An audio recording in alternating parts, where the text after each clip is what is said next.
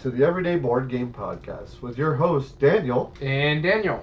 I don't know why, Daniel. I'm starting to feel raspy. Like, I felt great all day, but now, just right now, as we clicked that, I feel my voice like I'm going, Drink some tea.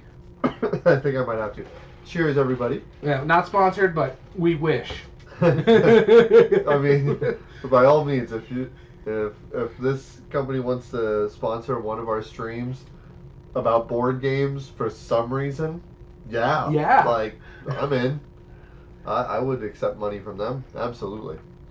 All right, you ready to get into this? This is gonna be kind of a quick episode. Yeah, this is gonna be a quick episode. We always like episodes like this. Yeah. Hey, Illuminous. How's it going, Illuminous? Yeah. Yeah, it's one of those silly things where it's like we these episodes we always like these, but we haven't done this one. No, we're joking because we have some branded drinks right now. So. Again, not a sponsor. Maybe that's why my voice is raspy, because they're not a sponsor. They're not a sponsor. That's got to be it. Yeah. I can't think of any other reason. But, again, send us your money. That's totally fine. All right. Oh, it's a drink company. Yeah. Totally nothing to do with board games. Yeah. Now, with today's episode, we're going to be talking about a few things, but first off, we want to remind you guys that there will be a contest announced in the middle of our episode after we talk about some of the news, and at the end of the episode, we're going to be talking more about the contest where you have a chance to win a base copy of Marvel United. So, stick around for the code word for that. Listen to our podcast, watch on YouTube. You get a chance to enter it. Anyway, with that being said, today's going to be an episode of a board game breakdown, classic style board game breakdown. Mm-hmm. We picked a publisher that we're somewhat familiar with. I'm more so than you, but we wanted to make it kind of a quick episode because we haven't done these in a while, and we don't want to throw out Reiner Knizia at you guys now. Yeah. And that's right, Illuminous. You already won by being here. We appreciate you. That's right. So we're going to be talking about Oink Games today. Yeah, I'm looking forward to this, especially since I just recently played an Oink game today. Mm-hmm. And Illuminous, we got you. I still haven't mailed it out yet. That's right. We got the hookups right now. Not everybody gets that treatment, but that's all we're saying. But Oink Games, I've been always a fan of Oink Games. I've liked some of them. Yeah, now, granted, there has been plenty of hits for me and plenty of misses, but there's one that they're really famous for. To give them a try. Yeah, there's one that they're really famous for. I don't like at all. Yeah, that's fair, and we'll get to that soon. But yeah, I mean, like exactly. Illumina says not all of them are good. Yeah, and very few publishers do have that many good. But I love the fact this is a Japanese company, mm-hmm. and they're making their way into the United States. They have a small presence. Now they're in Barnes and Noble with games like Scout. Originally, they were going through Yellow Games, which we'll see the transition of those. Yeah. Some of those came over. And this is like basically their packaging. So if you've never seen a Scout box, it's literally just a card box. That's all it is. Basically and that's most of their games. Yep. Vast majority of their games fit in a box about that size. Slightly larger than a card box. Great packaging. I think they're great sized, personally. Yeah, and it's actually good cardboard quality stuff. Absolutely. My thing with them, too, is just that a lot of like the games that are coming over from Japan, these little small card games, they come in these small boxes because there's not a lot of space for them to host all this stuff. Exactly. Another company we were kind of thinking about doing, Allplay, BoardGameTables.com, they bring in a lot of like the little small trick-taking games. They come in a box that's just a little square. It's like smaller than this Cat in the Box box I have right here. Mm-hmm. It's about half the size of this one. Yeah, give or take. And I know, like, traditional Japanese homes, mm-hmm. they don't have a lot of stuff. So, like, you're not going to, like, this is ridiculous compared to that.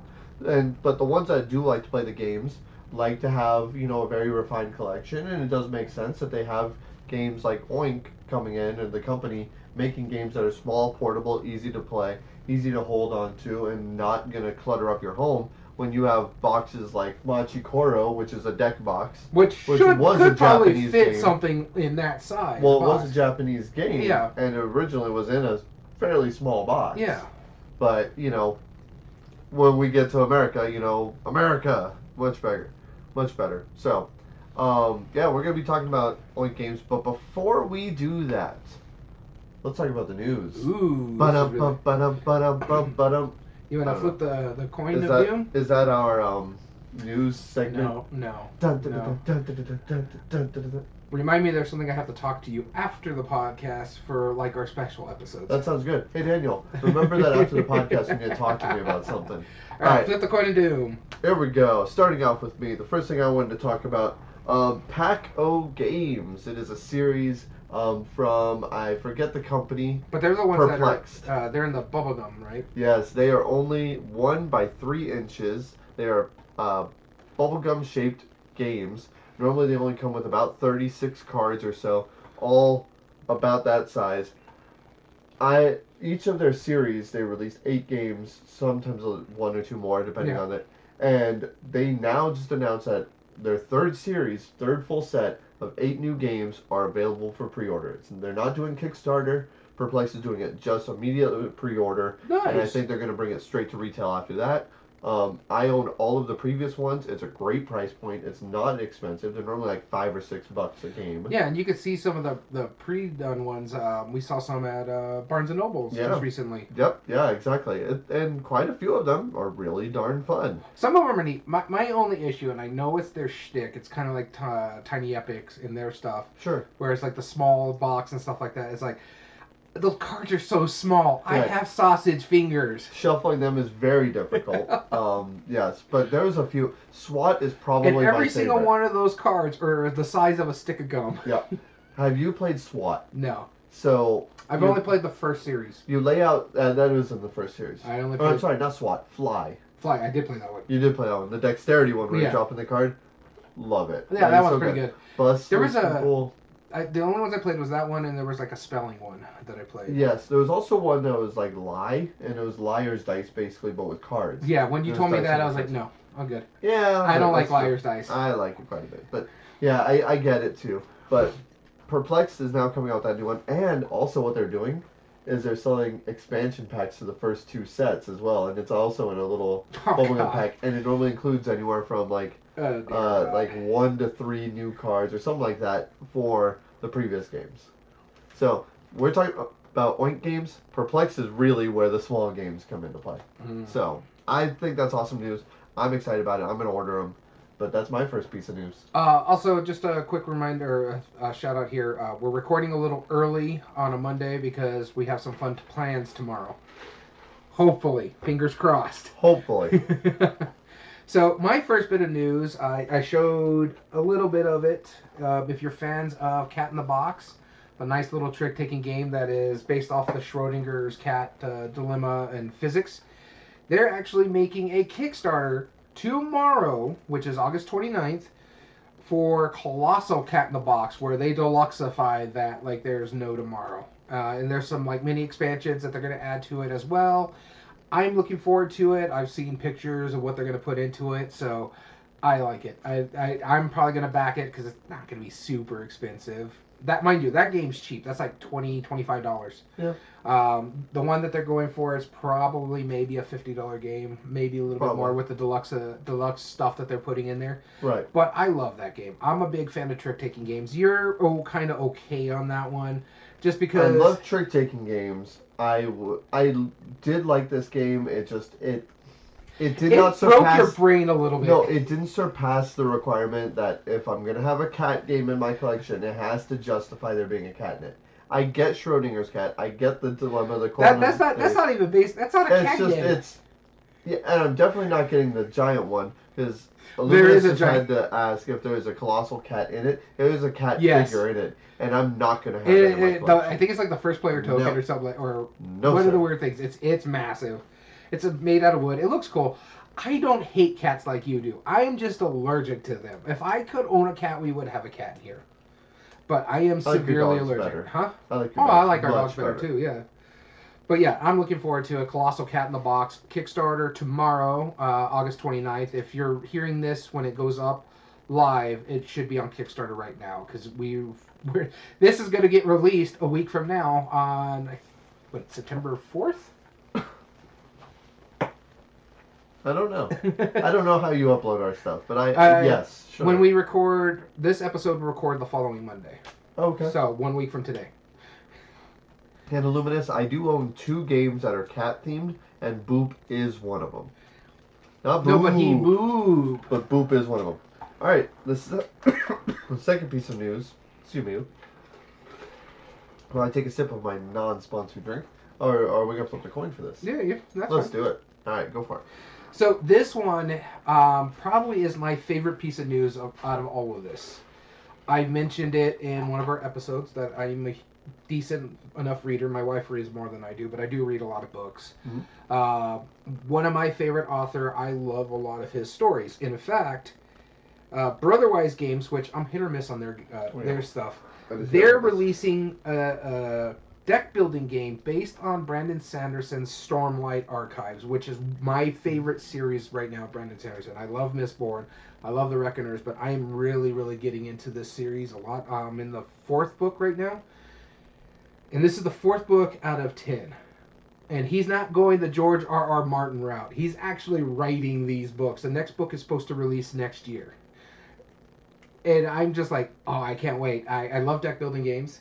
I love Brandon Sanderson games. I actually enjoyed the last Brotherwise games. Yes, he had a massive Kickstarter. I actually just started the first book from those Kickstarters. I have it sitting on my shelf. It was in my TBR for a while. Just started it. So far, it's really well written. But the Stormlight Archives themselves, that's his big Game of Thrones style book series. All the books are several, like 15 to 2,000 pages long. There's codexes in the back, appendixes just for you to get the full how the magic system works in this one. It's complicated. I'm not gonna say it's not, but it reads really well compared to like a George R.R. Martin book where it feels like it's a slog sometimes in certain parts. This one I can go through, except for the 3rd book. That one was a bit of a slog at certain points. But most of these things, I finished these books probably within a month, if that. So I'm looking forward to the deck building game because I like deck builders. I love Brandon Sanderson. I'm okay with Brotherwise Games. They've done like the Call to Adventure games. They've done, I believe, they're the ones that did Boss Monster, right? Something like that. I don't remember. One of them, but yeah, I'm looking forward to it though. All right, cool. My next piece of news is quite simple. Schmidt-Spiele, the German company, they're releasing a new line of games. Amongst others, yeah, you probably already saw this coming. It's called the 4-1 The series. Knizia series, right? There is the first 3 games in that series are Knizia games, yes, but it's not a Knizia series. It's a 4-1. It's a series of solo games. Yeah. There is one that is like a roll and write. There's one that's kind of like a solo Yahtzee. Kind of like a solo Yahtzee, and then there's another one that's like galactic theme. And all 3 of those are the Knizia ones. They're all Knizia. But I mean, it looks like they're going to be in about small card box. It's going to be. I don't think it's as small as you're saying. Well, maybe not that small. I think maybe something like the Cascadia size box. Oh, I don't think they'll be. I don't think they're going to be that small. Near. I'm willing to bet that they'll be no bigger than the Hero Realms. I don't know. Well, maybe they'll be like the Ganshang Clever size boxes. Yeah, exactly. Yeah, about that size. But I mean, I've recently, in the past couple of years, started getting into solo gaming, and now I actually have quite an appreciation for it.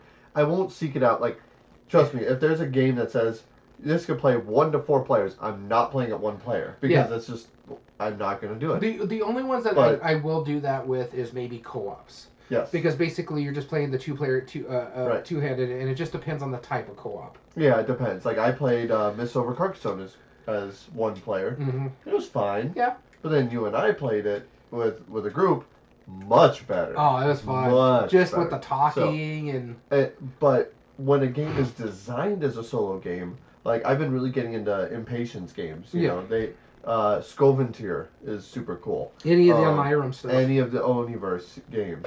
And just like other ones like Final Girl and all these others that are like, they're really designed for 1 player, and they're not going to be like, oh, well, you can play a multiplayer, just take turns of doing whatever you want. It's like, that's not multiplayer. I get why, like that one guy was saying when it came to Final Girl, where he does it, it's like his favorite thing to do is to play with a wife. If it's a bonding experience, have at it. But I love solo gaming lately. Yes. I still need to do more of the Final Girl stuff. I need to really crack into season 2. Are you going to look into this 4-1 series? Yeah, I'm going to look into it. Some of them look interesting. Are you going to borrow mine? Probably borrow yours. Yeah, I'll probably buy it. The one that really intrigued me was the space one. Yes. That one really intrigued me. That one looked pretty good. Yep, very good. And Illuminous just picked up Bloody End. Yes! That's such a good game. Yes! I have actually the Carney's expansion in my thing. He didn't even know they had a... I had no idea there was an expansion. It was so good. Anyway, Yeah. so that was my second piece of news. Now on to our third piece of news. I'll be starting us off. The next one is one that was just very recently announced, and it wasn't really announced. It was kind of like just an email that I just happened to see. Wise Wizard Games announced that they released a game called Vampire Chess. It's a digital game, and it is free. Nice. All of the main download links.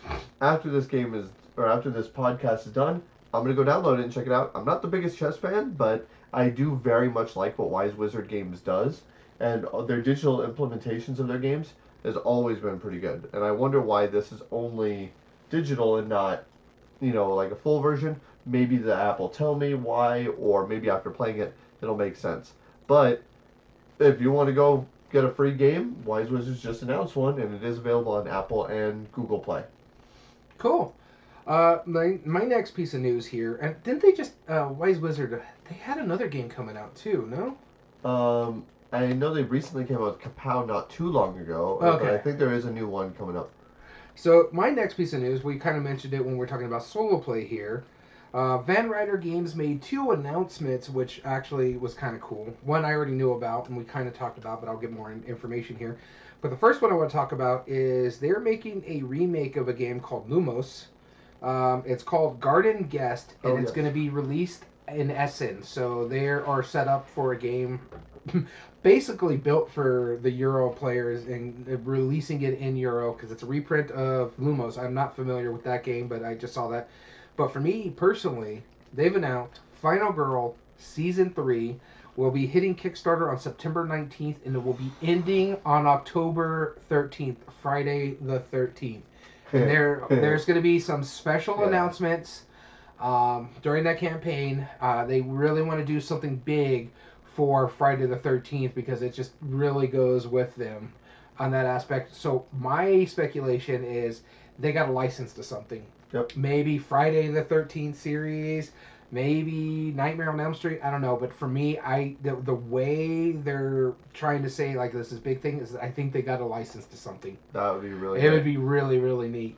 Mind you, I like their legally distinct stuff because I like how the Dr. Fright played on Terror Maple Lane just because he kind of played like Freddy Krueger from Nightmare on Elm Street, but he had like this little unique card shifting when you're in the dream world. For you to escape the dream world, you have to move cards, and if you see his face, you take a penalty. So you get hit or you take damage or something like that. That's fun. And so there's 4 cards in total, and they have the 4 quadrants, and if you move the card and shift it a certain way to cover just parts of the quadrant, if you don't see his face, you can keep going. It's kind of a little push your luck aspect of it, but it's really, really neat how it works. And I like about the fact that is you can't fight him when you're not asleep. You can only fight him when you're in the dreamland. So you got to make a choice, like you're going to go into dreamland. You can only get out by playing that little card shuffle thing. It's really cool how that one works, but I'm really looking forward to seeing what they're going to do for Season 3. That's great. That's cool. Awesome. And the last piece of news, I'll be starting us off finally. Alright, this one, and forgive me, I know I'm going to pronounce this this name wrong, but a gentleman named Ankush Khandelwal, I believe, just won the 5th Pentamine contest, which you're looking at me like this is great. No. So what the Pentamine is, it's from a group called the Mind Sports Olympiad. And what this is they take a series of board games, mainly abstract strategies, but they've been branching into other stuff like Azul, Ticket to Ride, a lot of those others. And it is kind of like the European version of the World Series of board games, but it's less sensationalized, of course. But they focus a lot on, Mensa select games, abstract strategies, ones that are pure strategy, like they'll even do chess and Go and all those things. And the Pentamind is their 5-game series where you pick 5 games out of the collection that they have, play against other players, and then your overall ranking is totaled, and then one player is determined who is the Pentamind winner. It's kind of like a decathlon, but this is like board gaming, strategic board gaming. And I say this because like, it's a very niche thing, right? Yeah. But I appreciate the fact that there's a group doing something like this, because nowadays you're hearing, oh, World Series of Board Gaming, because they're sponsoring everything. Yeah. And there's like, you get a prize of like thousands of dollars, but I don't think these guys win nearly as much money. But it's definitely focused more on the intellectual thinking. The fact that they've been doing this for years is awesome. And I found out their sponsor is ASICS, the shoe company. So that's weird, but they also help sponsor things like diving chess, which I don't know if you've ever heard of. I've seen that, chess. yeah. I love that idea. I don't even like. I mean, I can't swim, so what do I care? But you can make your move as long as you want, but you got to hold your breath for that dive, and it's at the bottom of a pool, so you dive down, and you can take as long as you need to move your chess piece. Hilarious. So that's my last piece of news. Congratulations to the winner of that Mind Sports Olympiad. If you guys want to check out what they do, which I highly recommend, sign up for their email list. Speaking of just World Series of Board Gaming, did you see the ticket prices that go to that thing? I remember what the old ones were. That's ridiculous. Yeah. I mean, don't get me wrong. That's cool what they're doing, and I understand sort of the price because it helps go into the price pool too. Oh, sure. Yeah. But good God, just to be a spectator was like $750 or something like that. Wow, I didn't know that. Yeah. Really? Yeah, like if you're competing, it's a bigger price.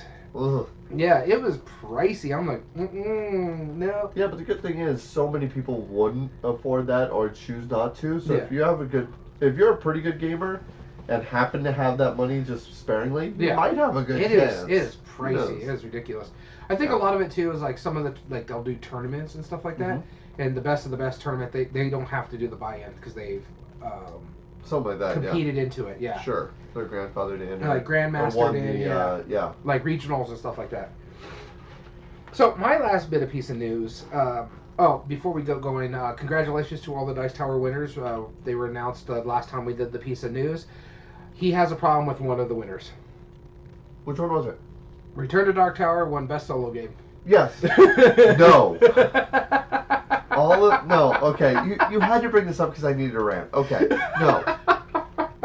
By the way, every other winner of the Dice Tower Awards, I wholeheartedly pretty much mostly agree with. Yeah. Yeah. Very few of them I don't agree with. It goes back to I play solo games that were made as solo games. Yeah. The part of the experience and not just like Return to Dark Tower. I love Return to Dark Tower. Rob Davio did a great job of development. Such a good game. The original design was fun. Everybody, all the team that put their work together on it, you absolutely deserve it. I honestly can't argue with you because I agree that wasn't the best solo game. It wasn't a because solo it's game the same for one. Yeah, it's the same multiplayer game just played by yourself. Yes, there's no difference between solo and anything else, right? The multiplayer is the same thing, but like the game doesn't feel like multiplayer solitaire. It doesn't shrink the board. Yeah. You're playing still more players. You're really playing like a 2 to 4 player game. Just you're playing managing more stuff. That's not fun, and it wasn't designed as a solo game. None of the nominees were. I don't think. No, maybe Final Girl was. Final Girl won the year before. Okay, that's right. So yeah, I don't remember there being any solo games, and that's so annoying when that happens. And especially since there were some good solo games that came out. There absolutely was. Bargain Basement Bathysphere wasn't even in the running. That's a great solo game. Scoventir. I mean, no, Scoventir came out this year. So. All right, Stellarion. That should have been nominated because you know what? That was made for solo. Just saying. No, I don't disagree with you. I just wanted to get that mention. Congratulations to all the winner. Yeah. And congratulations to Return to Dark Tower as well. But although I do recommend you watch the Dice Tower Awards because it was really cool when they were announcing for Rob Davio, talking about all of his previous nominations. That was one of the. Did you watch that through? I didn't watch it all the way through. I still got to watch a little bit more. Oh, you need to watch that. That's one of the funniest things. When Rob Davio first goes up, just trust me, we'll find it later. But oh my gosh, that's worth watching. Oh no, I'm gonna finish it. I started it. I haven't watched it all the way through. But congratulations to all the winners. But my last piece of news deals with another game announcement based off an IP. Trick or Treat Studios has worked with and combined with Rob Zombie to bring his House of 1,000 Corpses to board game format. Mm-hmm. It's going to go to crowdfunding. It didn't say when. It's just going to go to crowdfunding. I'm interested in this. I'm not a huge fan of that movie. It's okay. It's more shock value than anything. Sure. But what I like about it, it's a co-op game where you're playing the bad guys. So you don't really see a lot of games that let you do that unless it's one versus all or something like that. You don't see a full co-op where we're the Deadites and Hellraiser working against the people who mess with the cube, that sort of stuff. So it has me intrigued how it works. Again, I'm not a huge fan of the IP. Most of the Rob Zombie movies I'm hit or miss with. House of 1,000 Corpses is probably middle of the road for me. But it intrigues me, especially since Trick or Treat Studios has really been hitting very well on board games lately. So I'm intrigued. I love stuff that I can bust out for Halloween because that's one of my favorite seasons. I love Halloween spooky season, as I call it, and I love Christmas season. Those are like my two favorite seasons to deal with. Right. I want to bust out more Christmas games, and I want to bust out more Halloween games. And so when you're adding stuff like this, it just makes me happy. Yeah, I couldn't agree more. So Cool. Trick or Treat Studios and Rob Zombie, House of Hey, 1,000 Corpses. thanks for subscribing. We really appreciate it. Ah, thanks a lot. All right, so with that being said, that's all our news. So you want to give the code word? That's right. Remember, there is a chance to win a free copy of this Marvel United.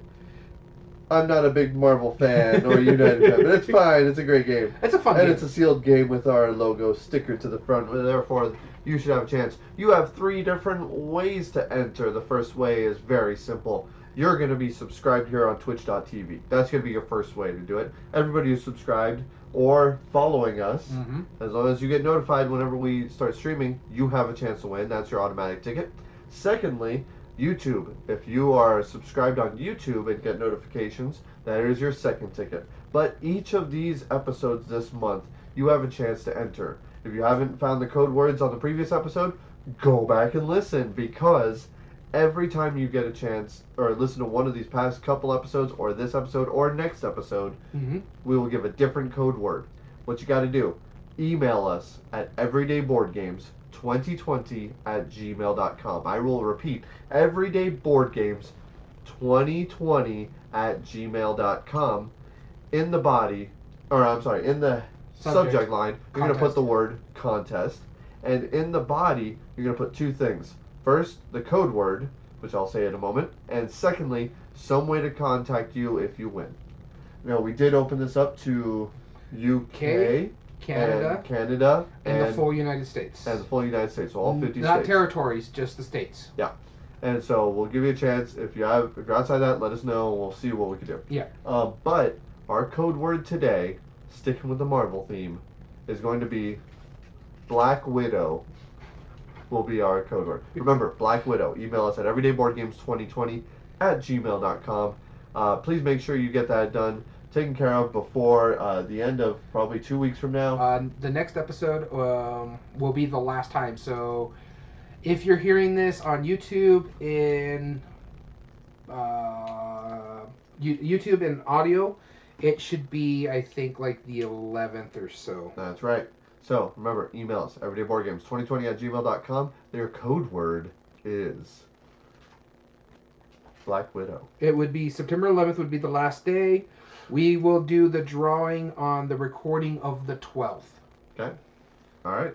So, let's make that the 19th. This way. Yeah, we'll give them that extra week. Yeah. Yeah. So that's fine. The drawing will be on September 19th. Yep. So if you watch this later on, you gotta get subscribed to us. That's the only way you're gonna know. All right. With that being said, let's get into today's topic. We're doing a board game breakdown today, and our board game breakdowns are quite simple. You have some cream on your face, by the way. Daniel, there you go. We picked a publisher, an artist, or a designer, someone that we would like to talk about, and we are going to be talking about all of their gameography of games ever since they began to now, which is currently Oink Games. So, Oink Games, go ahead and introduce them. Oink Games is a publisher based out of Japan. The designer Jun Sasaki is CEO of Oink Games. And if you're on Board Game Geek, apparently you can get a micro badge. Yep, I love the logo. love it's so good. I love their logo. I Yeah. like pigs also. They're also tasty. Absolutely. But I just really do enjoy their logo a lot. That's right. So we're going to go back to their oldest game that is on there. The first one is a reprint of Modern Art. Now, they didn't release it in 1992. That is just a remake of it. But Modern Art is a classic Knizia game. Yeah. There's bidding. There's all sorts of cool stuff. Art Someone auctions. else And- has the license now, I believe. Oh, yeah, there's plenty. I mean, CMON made the most recent one. Yeah. But I believe they ported it over to Japan. So that's why it shows up first in our list. Again, it's Just not 'cause it's- originally from them. Yeah, it's one of But- their oldest games and that Yeah. they brought over. Uh-huh. So the next one here is Twins. Apparently, Also Knizia. is that another Knizia, huh? Uh-huh. Yeah, and originally I'm thinking it's Amigo. Yes, I believe so. Because this is 96. Send out your henchmen and fight other gangs to stop your rival monsters. So not only are their games being brought over to America under their publishing line now, or originally under Yellow for time being, they're also publishing stuff in Japan. So this one looks intriguing. You've played this one, have you not? I have not. Oh, interesting. So it's 60 card deck, 6 suits, numbers 1 through 10. Some cards have white numerals, while others have black numerals. What is this? You need to receive 8 cards from the deck, then buy more from the pool. Each starts with... This looks like... yep, it is. I just saw the category. It's a bluffing game. Ah, bluffing. Good Bluffing card game. Not my style, but a lot of it looks really intriguing. Looking at some of the pictures and stuff like this. Very basic, but yeah, that is straight up their style. The small box... The pictures here, or the cards, very plain. Yep, very plain, but that's fine. It works. All right, next up. All right, the next one is Penguin Party, which is a remake. Oh, wow, okay. Westeros Intrigue, huh? Click on that. I want to double check this. Re-implements a game called Penguin, and then is re-implemented into Westeros Intrigue. Yes. Okay. I thought I knew this game. So this game, what you're trying to do, it's also a Knizia game. You're going to be stacking up penguins. You're trying to get your color up to the top of the pyramid style. This game is absolutely awful. I first played this as the Westeros one. I was very excited. This is just awful. And maybe there was some weird translation issue in the version I had. I had the Fantasy Flight. The Westeros one. I don't know why it's so bad. But effectively what you're trying to do is you're just play a card. The base can be up to 7 cards. So either play a card next to the base or you're climbing up the pyramid. And your card must match one of the 2 below it. And if you're the first to get to the top or the only one with cards remaining, then you win. Because if you get cut off, well then you can't play cards. That's it. That is intriguing here. So the next one we have is In a Grove, which apparently came out in 2010. With limited information, can you spot the killer among 3 suspects? I have been wanting to play this because those tiles are really weird shaped. I kind of like them. Those are really neat. They look like bodies. Yeah. Uh-huh. Yep, and I think that's on purpose. But go ahead and read the description. In a Grove is a game of bluffing and deduction, and the player who makes too many false accusations loses the game. It's played in rounds. Each round, each player receives one of the 8 silhouettes, which are numbered 2 through 8 with 1 blank. While 3 silhouettes are placed in the center of the table, as a suspect of the final silhouette is dubbed the victim. With 3 players, the number 2 is removed from the game. You have to determine which suspect is the culprit, either to accuse him or lure the other players into accusing someone who's innocent. So it's kind of like Werewolf. All players secretly look at their silhouettes, then pass them to the right, then look at the new silhouettes they receive. The first player of the round secretly looks at 2 of the 3 suspects, optionally swapping the victim for one of these suspects. This player then places a colored accusation marker below one of the suspects. The next player looks at the 2 suspects. Holy crud, this is long. Yep. Well, it tells you the entire game, right? Yeah, at the end of the turn of a player more or less has no tokens, the game ends and that player loses. Interesting. Bluffing, deduction, murder, mystery. I like the theme, but there's memory and Wait, this is- mechanism. Wait, which one is 7 Wonders? Illuminous? I think he was messing around. I think that that stacking one. Oh, that Westeros one? Oh my goodness. Yeah, it's so bad. All right, so bad. moving Alright. to our next stack here, we Yeah, have our next one is Stray Thieves, which, I mean, I don't know what's up with that cover, but I really dig that cover. I don't like that cover at all. Oh, Compared no. to some of their other Oink ones, As far as how bad it is bad, but there's something endearing about it. This is actually made by the CEO of Oink Games. Yep, Jun Sasaki. This game, Stray Thieves, is More a very bluffing. short game of stealing treasure and outwitting other players. A full game is completed in 5 to 10 minutes. Each player is given 7 cards, 4 nobles, 2 thieves, 1 knight. And the game also includes 6 treasure cards, also including the box's expansion. Cool. Alright, game starts with as many treasures as there are players stacked face down. The players take turns playing a card from their hand face down on top of the stack, announcing it as one of the cards.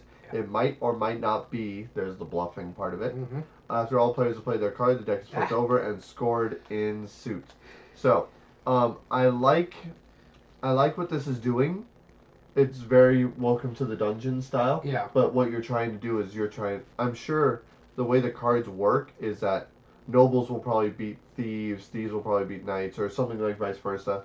And so what you're saying that you're putting down might determine what other people should play, which is kind of fun. Maybe like a rock, paper, scissors style. Sounds kind of cool, honestly. It looks really interesting just from like the design right here that I'm seeing. And especially that cover.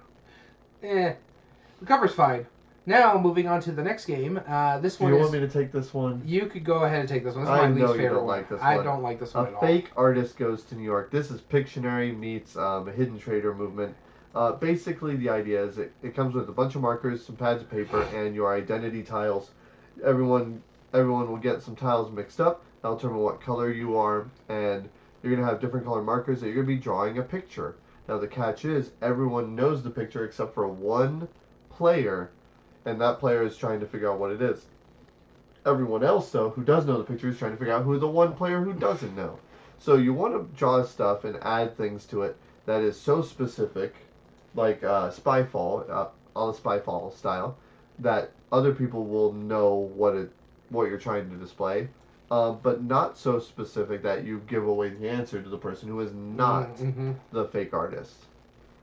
It's a fun theme. I liked it. I wish the components were better, bigger. Like, it's just the really small pad of paper, the different colored markers. You're supposed to be able to tell by the color on who the player is that's playing it. The problem that we have is that you and I are colorblind. We don't always tell. So if I see something weird, like you have an example of the pearl necklace, right? Like whoever drew like some of the circles or was just adding on, you can tell who probably was one of the people who had one of the or who was like the hidden trader or whatever. Yeah. But you couldn't tell who that is by looking at that color because, well, we can't see them. So not too well. I my owned thing this is, for a while. Yeah, you hit it on the head. It's Pictionary meets social deduction. It's just, I'm not really big into drawing games, and I'm not really big into social deduction games, and this just hits both of those. Right. I'm not saying anybody who does like it, and a lot of people I know like this. It's probably one of the more famous of the Oink games. Yes. And this is the one that really put them on the map in America, I want to say. This is one of the few that they brought by themselves. Yeah. This is actually one of the first ones that they brought over, because I think we're getting ready to get into some of the yellow ones here soon. But the next one on our list here is Cowardly Bat. I do know this name, Taiki Shinzawa, because he does a lot of trick-taking games. I believe he's the one that did Ghost of Christmas. Oh, okay. I'm just going to make sure about that real quick, but I think this is the one of, like, all play is bringing a lot of his... Yeah, see, there you go. Yep. A lot of his little trick-taking games over to America. Which I just played 9 Lives, too. And that was interesting. So, going back to this one, this 4 to 7 players, wow. It is a card game of bluffing, and Illuminus did talk about it earlier. It's a very Japanese thing. They really do enjoy bluffing games, where you're piggybacking on other players' cards. You have to score the most points. All cards are dealt to the players. If all cards are the same type, everyone wins a point. If all cards are 2 types, then only the beasts and the birds, the side with the most card points, win points. If, however, there are 3 bats and anything else that side is not the bats, wins a point. So basically, you're just trying to make the proper way to get points, I guess you could say. So you're basically doing runs based on what you play. So if it's even, everybody gets points. If it's more bats, then stuff like that. Because the bats are cowardly, so they're not good cards. The player with the most points wins at the end of the game. Simultaneous action selection, hand management. As much as I don't like bluffing games, this one actually looks really interesting. I wonder see if it's... No, it doesn't see nothing else. No one's ever brought it over. Yeah. Interesting. Next one. Very good. Then next one is a game called Dib Dib. 3 to 6 players. Jun Sasaki again, 3 to 6 players. This is a game of bluffing, press your luck, and party game. Game includes 2 cloth bags, which is awesome that they include 2 cloth bags, round wooden discs, and a cardboard heart markers. Each player takes 2 heart markers. The wooden discs are put into one of the bags, and the other bag is left empty. Each player reaches in the bag with the discs and grab any number of discs and place them into the second bag. Okay? First player then offers both bags to one other player. The second player then has a choice. Either take both of the bags or take only one or only the second bag. If the second bag... I'm so confused. If the second player takes both bags, that player repeats the step for the first player. I see. Okay.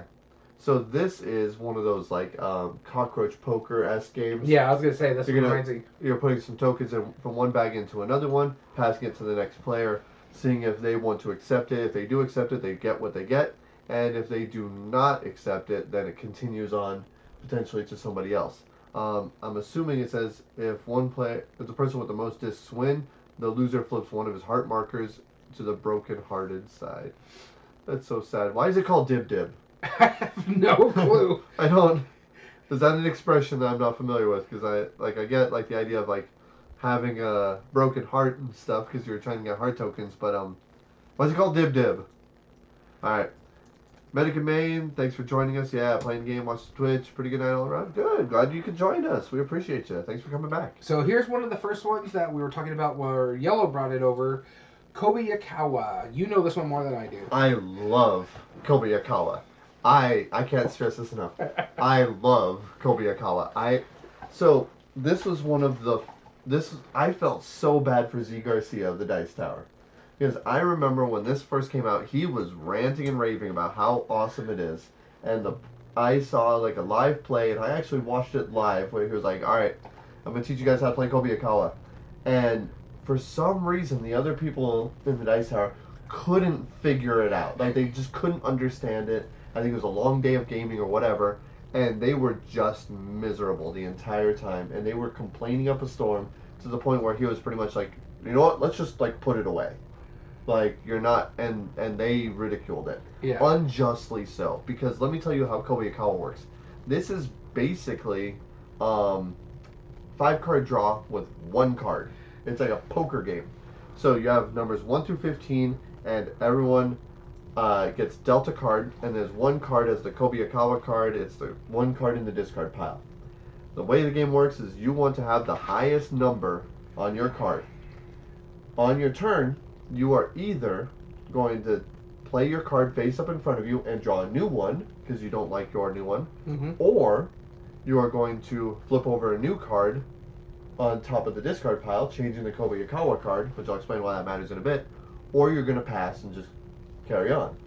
Now what happens because of that is that at the end of the round, once everyone's had a chance, and then everyone gets a chance to ante in to stay in if they want, all the players who are still in the round only will reveal their card, and the highest number will win. Yeah. However, the Kobayakawa card matters, because that is added to whoever has the lowest numbered card. So if the Kobayakawa card is a 9, and I have a 4, and I'm the lowest number, I now have a 13. Which is awesome. I love that. You can mess with other people's value. You can either like trade out your card, like 5-card draw style. Yeah. This works so darn well. If you like poker-y style games that are just like quick and easy and have like a little quirk to it, I cannot tell you how cool this is. I actually would try this one. I really would, even though, it's kind of a bit of a bluff. It's not that big of a bluff. Yep. You're basically just trying to say, I have the high card. Yep. But how do you feel about Kobayakawa? Oh, yeah. How do I feel about Kobayakawa? I very much like it. I do want to try this one. This is one I haven't played.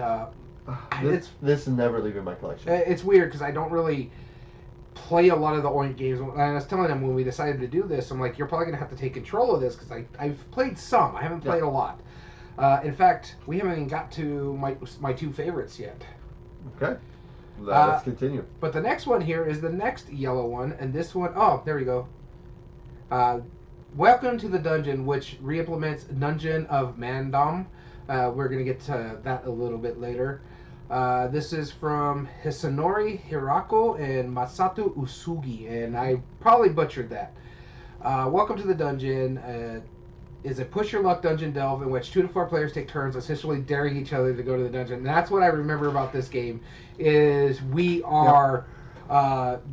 so this is one of my favorites. This is probably number 3. I love... The big thing I remember about this one is you're egging on the other player to keep going. That's what makes the game. Yeah. It really does. So each round, the start player, the person who challenged the dungeon's last, or the last player to be in a dungeon, can choose to draw a card from the monster deck or pass their turn. If they choose to draw, they can do one of 2 things. Keep it and de-equip an equipment, or place it face down in the dungeon. Placing it face down in the dungeon creates the dungeon deck. It fills the dungeon with monsters that challengers will have to face later. If you choose to pass their turn, they cannot participate in the rest of the round. Once only one person is left after all the other players have passed that turn, that player then becomes the challenger and must go into the dungeon with only the equipment they have equipped. And that was my favorite part of the game. So what happens is after that, you have to flip the cards over in the dungeon deck. Summon Click will allow you to null that enemy right away. Then you have to, if I remember correctly, you have to get rid of some equipment just to keep going through. If you survive, you win that round. If not, you lose. Then players reshuffle those cards, and create a new monster deck and equip all the equipment to start the new round. The game ends when someone has won twice, or the player is the last man standing. And the reason why I like this one, because this one and the other one where it's another push your luck, where it's the rolling of the dice, roll for the dungeon or something like that?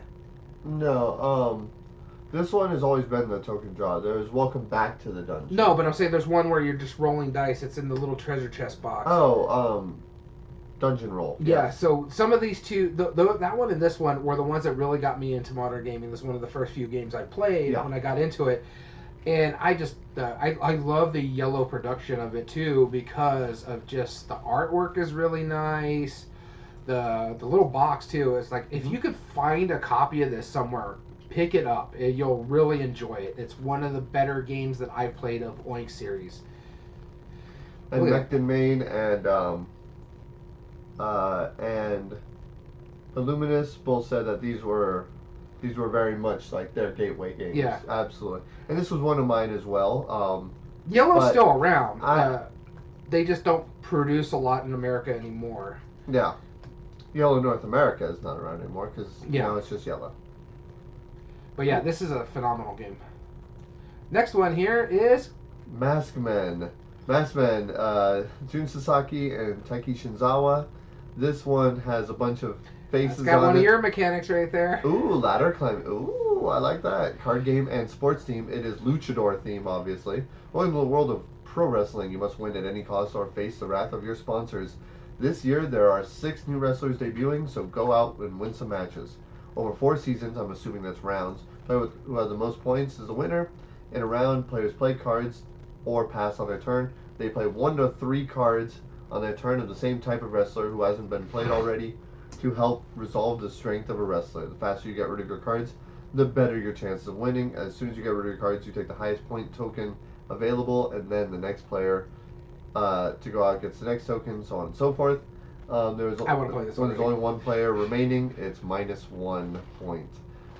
Yeah, I already like this. It's like kind of like I love the fact that they went ladder with climbing is great. Well, ladder climbing is great. I like the fact that the theme's luchador wrestling, because I grew up on luchador wrestling. Cause where we live, AAA, which is a lucha libre company in Mexico, used to do shows here all the time. My dad used to take us to that one, and so CMLL too. So we used to watch a lot of lucha libre. That's and right. You would sit on the rudo side, and I forget what the face side is, but if you're on the rudo side, you're cheering for the bad guys. If you're on the other side, you're cheering for the good guys. Oh, that's great. It's just... I didn't know that. Yeah, that's so good. It's so good because you choose what side you want to sit on because you like. Cause that's just like medieval times. Yeah. Right? You know, you're choosing what group. Oh, that's so good. Oh, it was so fun. And welcome, Creative Chaos. Thanks for stopping by, too.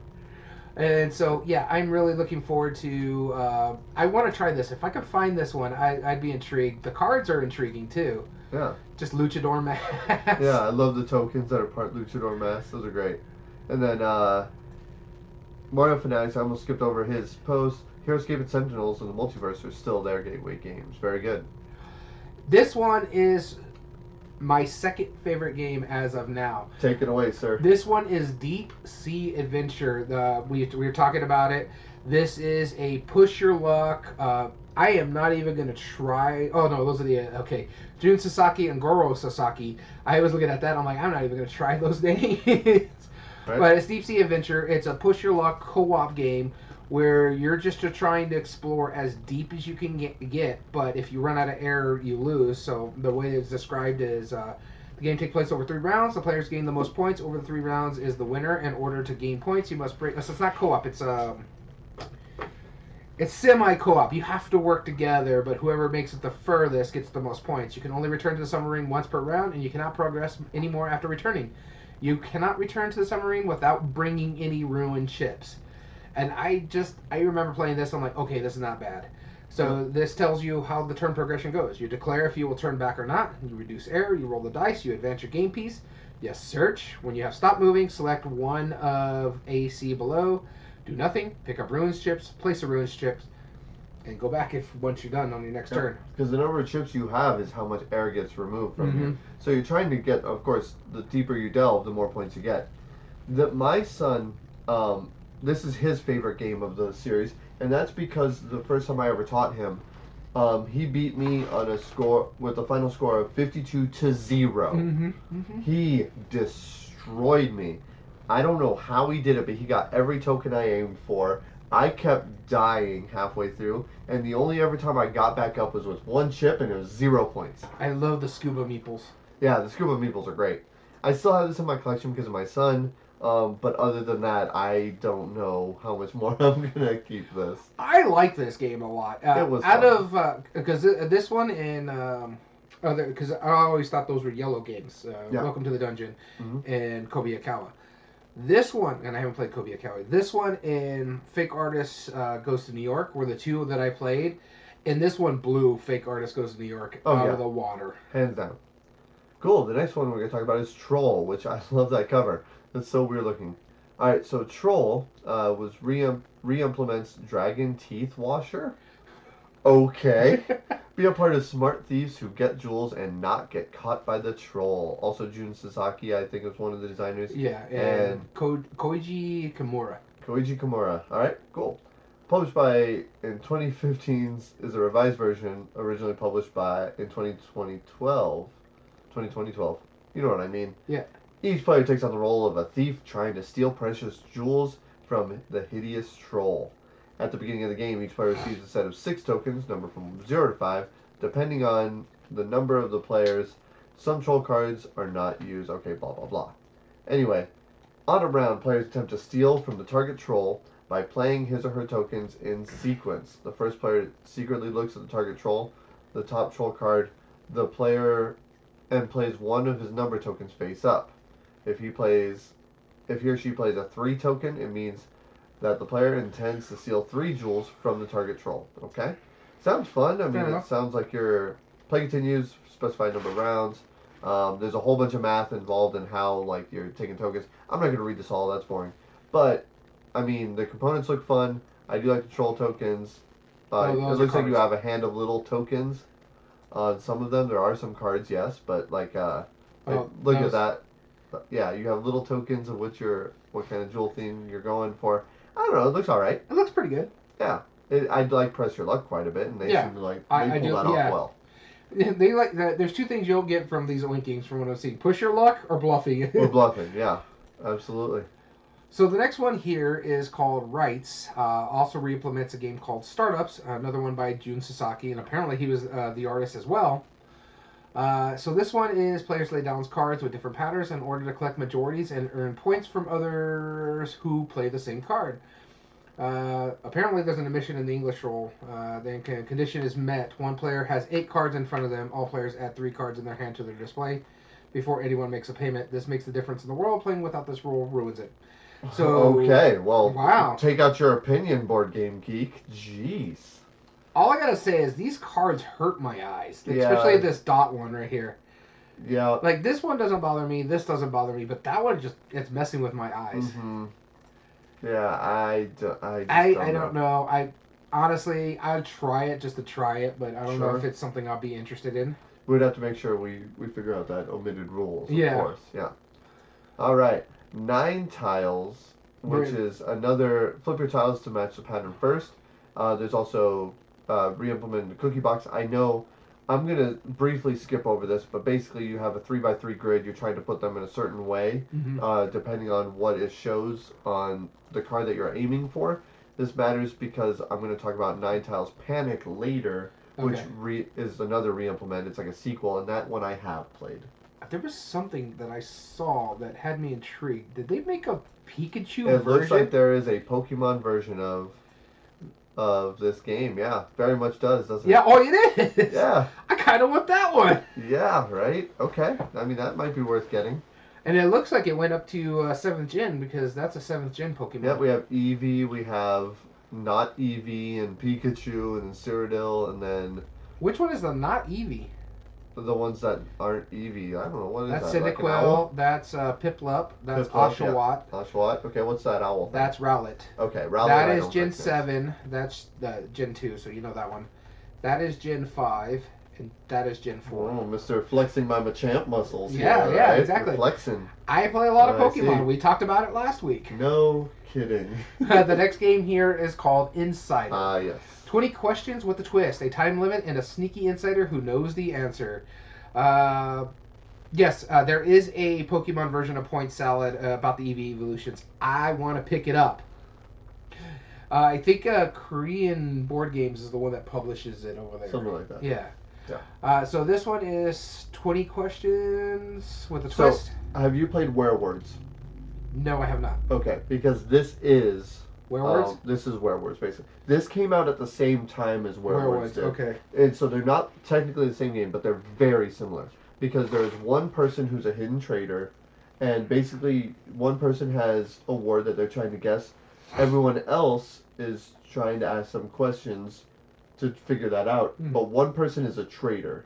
And again, if you were able to find out the words, or the word, beforehand, then the traitor effectively lost. But if you do figure out the word, or are not able to, players can try and guess the traitor.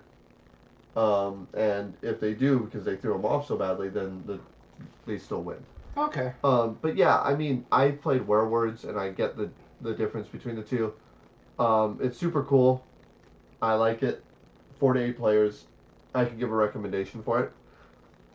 But again, if you're in the United States, you might as well just get Werewords. It's more easily available. All right, the next one on our list here is The Pyramids Deadline, made by Jun Sasaki, as most of these Oink Games is his company. This one is Ancient Egypt. The king has ordered architects to his side, construct a glorious tomb for this eagle, and I will give a reward to whoever has created the largest tomb. Fail to complete the tomb by the time the eagle dies, however, it is a death penalty for you on the spot.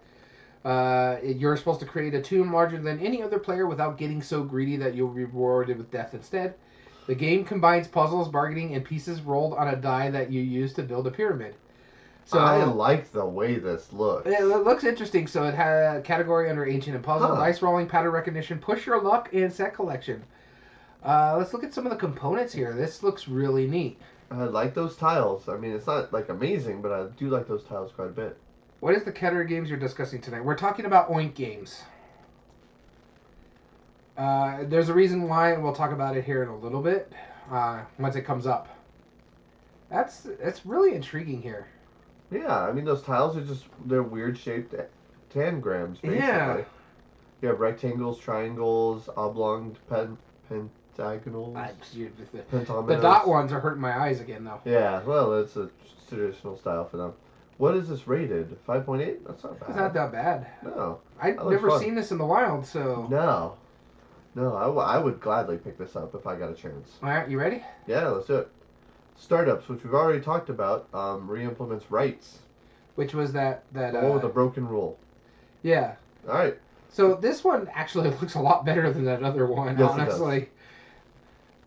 Yeah, I think this would be better to play than that other one, because those cards were hurting.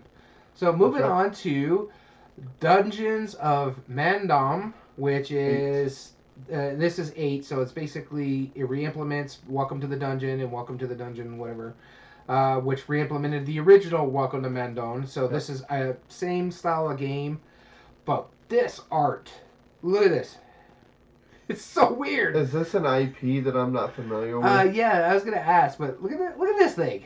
I mean, that's strange. I mean, that's a Jewish golem, right? You know, Nope. isn't it? Yellow version better. Yeah, I think so. I don't know what that is. Well, I mean, there's like the writing on him. I'm guessing that's it, but I mean, Okay. I don't know. We don't read Japanese, so sure. But It's oh, look at the back of those cards. Oh, that looks like oh, that's static, man. unpleasant. Oh, that's no. Oh no, oink. Oh no. Oh, okay. Let's go to Troika. That's all you. Oh, jeez. Oh, There you go. That's all you. hold Now. on. Give me a minute. Oh, God. Oh, jeez, people. If you want to see something, go look at that. Um. All right. So Troika. Not far into the future, a stone was found in a star. Then more stones were found. It turns out that if you combine 3 of these stones in the right way, you create valuable jewel. What's more is you can combine them or a different way to create fuel. This is a set collection game. It's rummy. basically gin rummy. And the idea is that you're trying to fly your rocket to create these gems. The way you fly your rocket is by creating runs. The way you build the gems is by creating sets. That's it. I mean, I own it. I still want to try it again. I remembered I liked it quite a It bit. looks cool. I want to try this. Yeah, one. it's more of like a classic style card game. It's weird that there's 7-sided shaped tiles, which is kind of odd. I'm not really sure what the point of that is. Yeah. But why not? Because they're numbered like from I think 1 to 15 or something. Trying to find the right combinations. Again, runs are cool. Sets give you the points, but you need the runs to get to the points. Yeah. Pretty much it. What I've noticed with the Oink games is that they're not the prettiest games in the world, but they're functional. Yeah, exactly. They are functional. Absolutely. And I again, will for give it the that. price point too, they're not super expensive. Right. Any ones that come like in these smaller packages, like I mentioned earlier, they're Mm-hmm. roughly $20. So you're getting a lot of stuff. You're getting cards. You're getting these tokens, depending on what you're playing. So yeah, the next one here on our list here is Tricks in the Phantom. Ooh. This has Takashi Saito as the designer. Pinpoint the criminal in the crowd without being tricked by the Phantom. So this one is a simple deduction game, which I always love. Using only 10 or 11 cards with a little bit of buffing in it. Deduce the culprit from among the 4 persons. However, there may be a phantom who attempts to confuse you. Deal 4. In the base game, 10 cards are dealt to 4 players, so players have the hands of only 2 or 3 cards. As a trick-taking game, each player plays 1 card face down in turn order. While doing this, each player forecasts who has the highest card. Okay. Each card has a color, a suit, and you have to show that color when you play this card. This allows opponents to narrow down the number of your cards, but some cards have a special effect. So big numbers don't win automatically. Points are awarded by whoever played the highest card, the culprit, and whoever correctly forecasted the player winning. Tricks and Phantoms is not just card luck, it's strategy, inference, games that require you to read each other's psychology.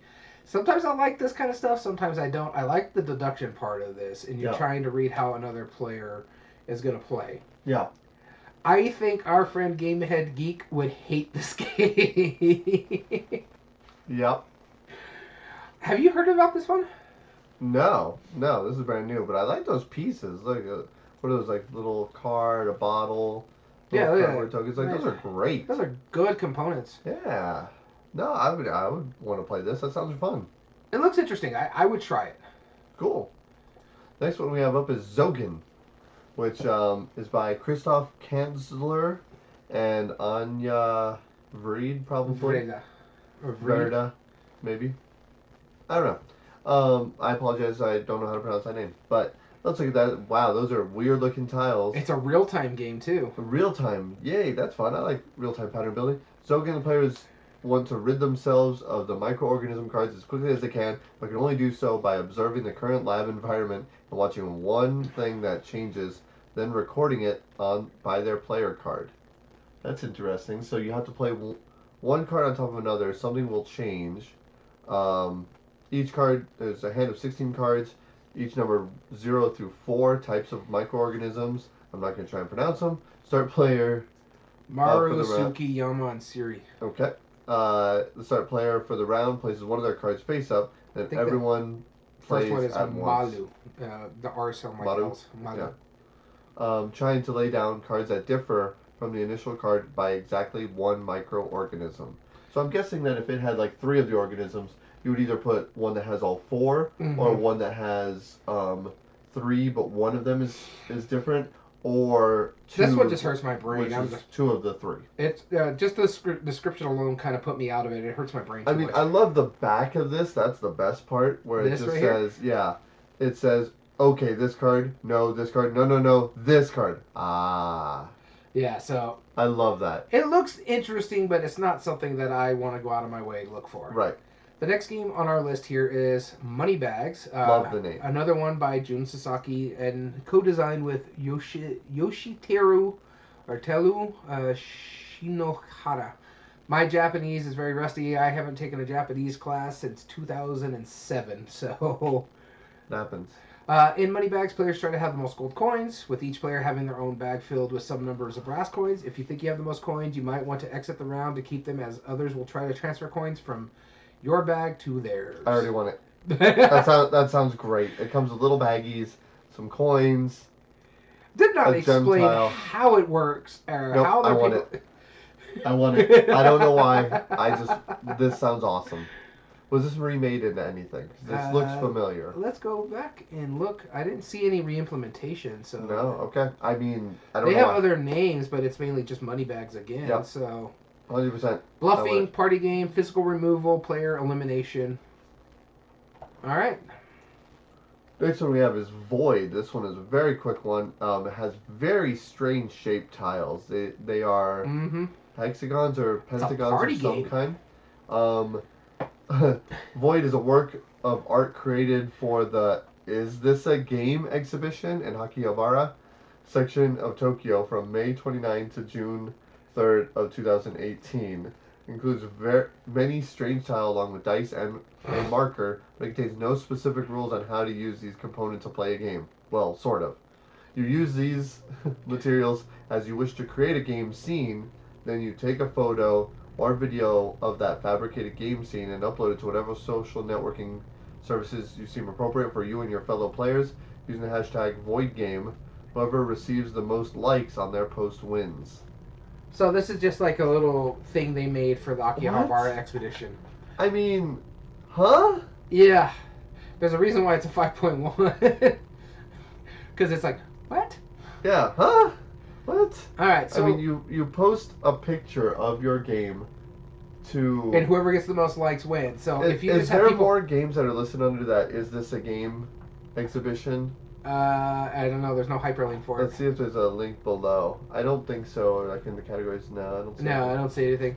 I'm very curious about that. Is this a game? It's not going to be something on Board Game Geek because it was an exhibition in Akihabara. Right. That's what I'm saying. I want to look more into this exhibition. Is this an ARPG? It might be. Who knows at this point? So I like the idea that you just create something, upload it to social media, and whichever one gets more posts. That involves me having to be on social media more, and I'm trying to take a step back on that. That's true. I don't like that part of it. But if you had a big group of people for no reason...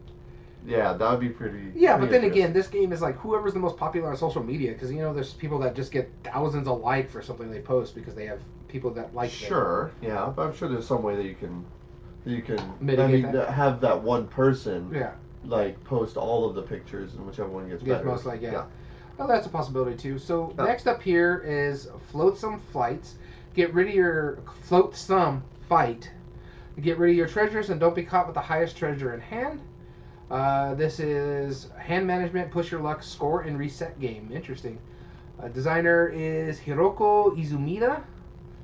A group of explorers have sailed around the world amassing a mountain of treasures, but on the voyage home, some cards are easier to load than others and float some. So where is the description of how to play the game? Yeah. You may want to save all your treasure, but the other explorers will be trying to save theirs as well. Which treasure should you load into which boat? You must plan your moves carefully. So press your luck, score and reset, hand management, card game. You know what? It kind Re-implements a game called Bye Bye Lemming. I love that title. Oh yeah, so I'm looking at it. It kind of reminds me a little bit of the Phil Walker Harding one, Emotep, where you're trying to put it on the boat, Sure. but someone may sell it or something Right. like that. So it can mess with you a little bit. Looks intriguing. Yeah. That's weird. Yeah. Weird art, but sure. That's Oink Game for you, really. That's I mean, right. did you not look at the what is it, the Fight of Mandom or something like that? Right. Quietly today, due to a long day and very tired. Yeah. Now, this one is my go, isn't it? Mm-hmm. This is called Toma Tomato. And the reason it's called that is because you're playing out a series of cards that have different parts of the word tomato in it. And you have to be able to say all of the different cards in a row without messing up. So there's tomato, there's mato, there's ma, there's toe. And so let's hear it. It creates basically a tongue twister. You have to try and say it. So this one says tomato, mama is the example that they have there. Tomata, tomato, ma, tomato. Like, I'm surprised you knew that off the top. You've played this before? I knew of this. I have been wanting to try it. This generally gets a pretty bad rap from most board game players, but I mean, it's not supposed to be taken seriously. It's supposed to be silly, and tomato is a great word to use for tomato, like tomato, right? Like, I think that's hilarious. Yeah, personally. it sounds funny. I don't know if I'm. I don't think you would like this at all. All right, so but I do like tongue twisters quite a bit, so that's probably why. Yeah. So the next game on our list here, I think Illuminous mentioned earlier, Mr. Face. I used to own this. So a card with many lines written. You will make your face according to what you drew from it. It can be a self-taken photograph, or it can be made by combining various pieces. Pieces are limited, but depending on your creativity, you can make a look that surprises everyone. When, if everyone can hit the subject line, can you describe your feelings well? Face. Yep. So pull up one of the examples. You'll have a series of different words. Because I used to own this, it was pretty fun. And you'll get one secretly, like that's cute, right? And then after you have the card, you deal out some random ones with it. Only you know which is the real one, and you have to make an expression to judge that. So like that's obviously overly anime is this example. You have all these weird cardboard bits that look like they should be thrown away. Yeah. They don't look like they're conducive parts of it. It's also really silly. Like, man, I slept great. My stomach hurts so much. Be calm. I lost sour. And then everyone else votes on which one they think it is. It's pretty funny. I don't remember, but it might have something similar to like a Dixit rule where you don't want everyone to guess it. Yeah. But I mean, I might be wrong on that. It's been a while. I do want to try it. It looks interesting. It was okay. It was okay? I mean, it was worth playing. Yeah. Oh yeah, look, this is a Jackbox game. Yeah, so Jackbox ripped it off already. So easy done. You can try it. All right, next one. Dual Clash Poker. That is an interesting cover, isn't it? Really it's by Tatsuya Iwakura and Takeshi Matsushita. And all right, it's a pair of fighting card fighting 2-2 card game fighting 2-2. Wow. Okay, that's already a tongue twister more than Tomato. The game will start with 1 to 7, and the Joker is just with just 8 cards. Okay. Okay. The rules are simple. The 8 cards. one who issues the biggest number card among the 4 people is the winner of that round. Okay. However, if there are other people who gave the same number to the battlefield, even if issuing the largest numbers, they will fail immediately. The person who submitted the next big card becomes the winner of the round. Okay, I kind of see how this works. Yeah. It's kind of like Yeah, who plays the highest. Cancel out whoever plays the highest without Next, that. yeah. Yep. That's simple enough. Card design is kind of cool looking. Yeah, it's cool looking. I don't know if it's super useful, but yeah, I mean, it's strange. I like it. It's purposefully abstract. Yeah, I mean, I like the fact that it has the suits of the playing cards on it too, but that's... My thing is, course, like, that too is weird looking. Like, this looks like a 7 right here because it's upside down. No, it's a 2. No, it is a 2. Yeah, that is weird. It's just that the way that bottom part... Mm-hmm. Yeah. Yep. I don't know. This one doesn't intrigue me at all. Alright, Nine Tiles Panic. Here we go, because this one I have played. So again, this was similar to the other Nine Tiles, but this is a tile route building game. Okay. Everyone has the same 8 or 9 tiles. The backs on them are different, and you're given a timer where everyone immediately takes their tiles, mix them up, flips them around, whatever, and once the 3 scoring cards are revealed, then everyone's starts. And some of the reveals are like most aliens on single road, most dogs visible, longest road, etc. Mm-hmm. But you want to be able to create a pattern that does work, because if there's tiles that functionally don't work, maybe you put a road wrong or it's oriented in the wrong way, then you can't. Then it won't count. So you want to make sure that you're putting your 9 tiles in the best 3x3 grid. Mm-hmm. But everyone is racing together with the same tiles, trying to do it faster than everybody, and you get bonus points for finishing earlier than everybody else. These pieces look like the ghosts from They Pac-Man. certainly do. I thought that same thing. I liked this game. It was fine, but I only owned it long enough to play it a couple times. I was like, okay, I've played my time, and yeah, I traded it. It was okay. I did like the absurdity of it, but it was fine. What's kind of cool is I get my favorite game out of Oink now. It's literally now my favorite game. This one? Scout. Ah, yes. Go for it. Poach your opponent's artists and outdo each other's circus shows.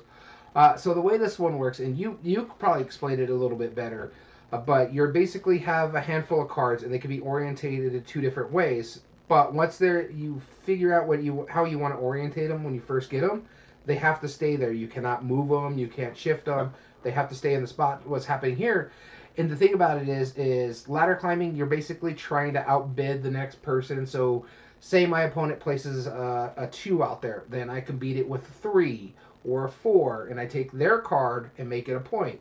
Mm-hmm. You could also beat it with run, so I can play a 1-2. Say they played like a 9, and I don't have a 10 in my hand, but I do have a 1 and 2 together.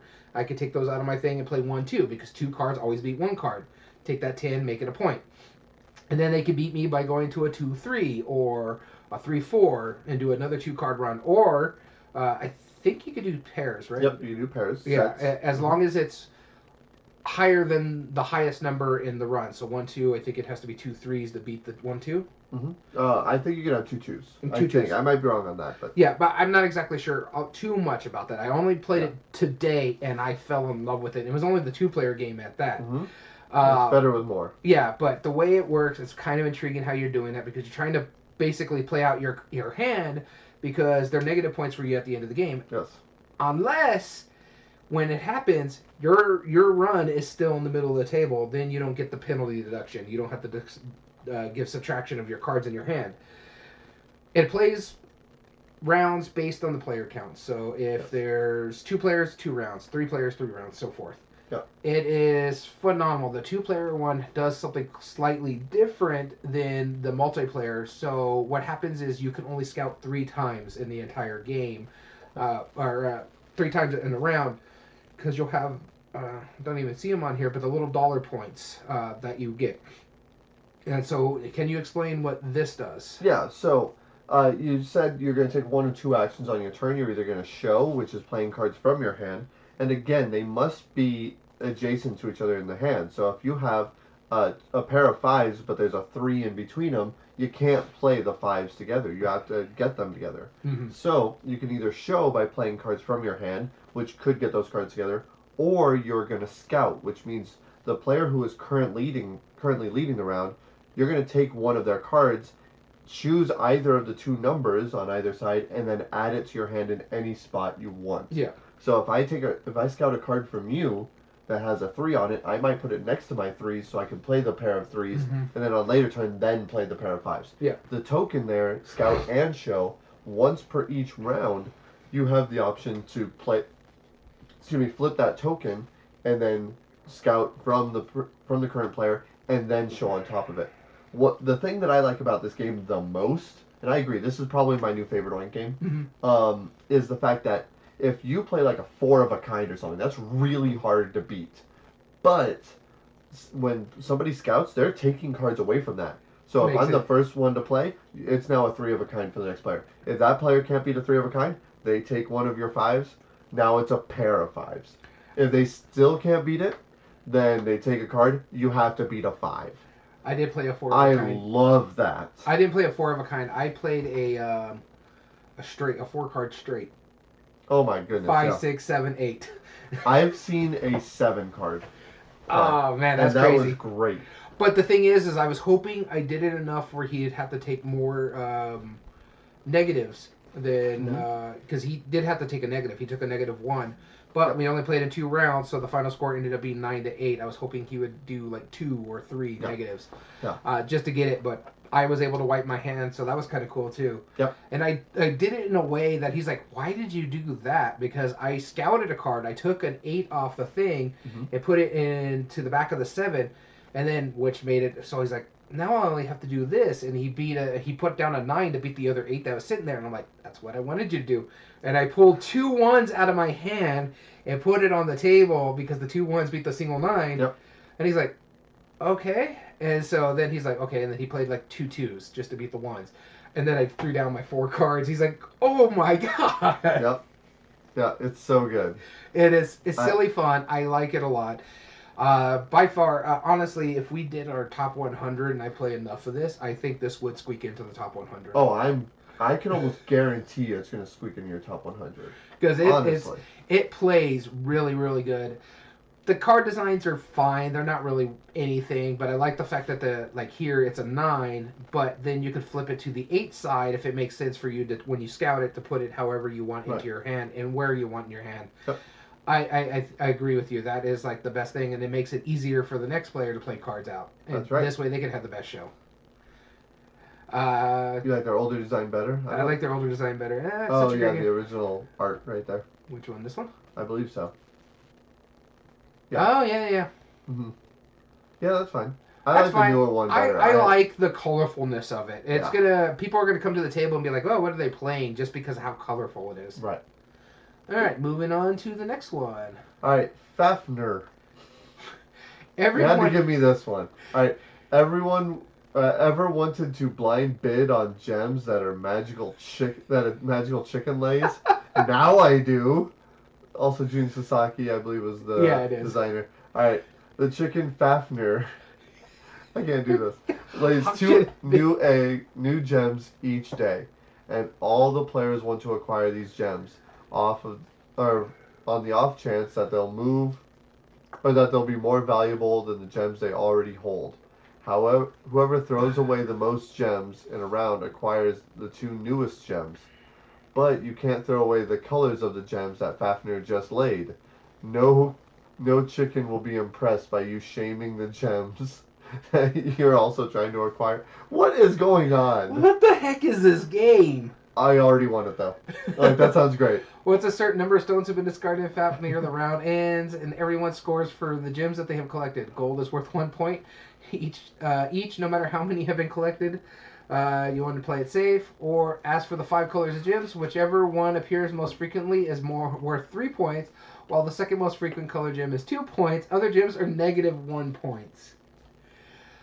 I like it. I got a look at these decent little components here. I do have an issue. Just the colors. Sure. If you guys could tell us, is there 2 colors in there, out of these, or are they just all green? Oh no, they're not green. They're orange and yellow. They're orange, yellow. I know these were yellow. I just didn't know if all these were orange. It's just a mess. Oh wow, they might be different. Actually. Yeah, that's what I was saying. Oh no. Oh no. Now you see what.